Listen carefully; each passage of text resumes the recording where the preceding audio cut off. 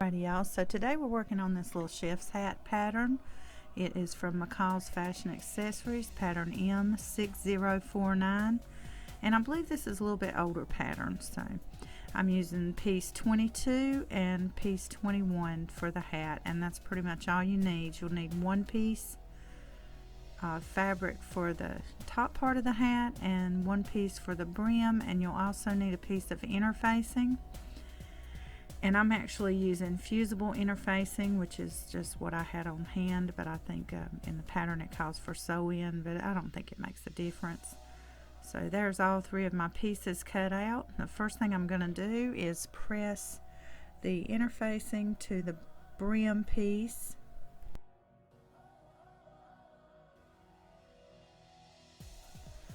And once I've got it pressed good and it's cooled down, I just trim the edges so that there's no interfacing hanging over the sides there.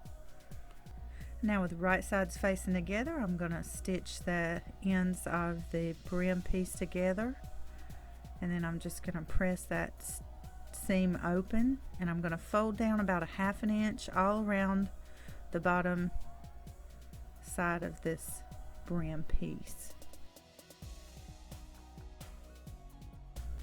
Now to gather this, I'm going to go all the way around with 2 lines of stitching. What I'm going to do is put it on the highest stitch length, the longest stitch length, and loosen it to about a 4 on the tension.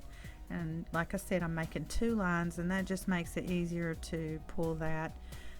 Now I'm going to pin the brim of the hat to the top of the hat at the back seam, and I'm just going to pull those strings until I have it gathered and it all fits together perfectly. And once everything fits, I will sew a tight stitch around. I'll change my tension back to normal and my stitch length back to a normal length, and just sew all the way around, being really careful to catch everything. And then you want to make sure you pull out those loose threads that you use to gather the top of the hat. So just make sure you get all of those strings out. None of them are hanging out once you flip the hat right side out either, but they're fairly easy to remove, so it's no big deal.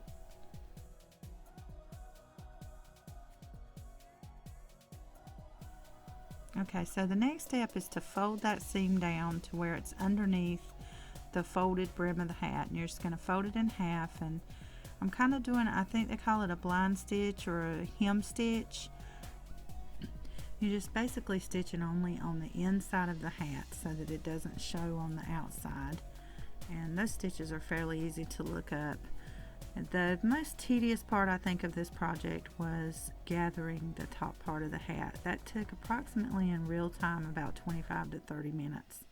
So there you have it. There's the finished child's chef's hat. It's actually a little bigger than what a normal sized child would wear, but that's it. Peace, y'all. Bye-bye.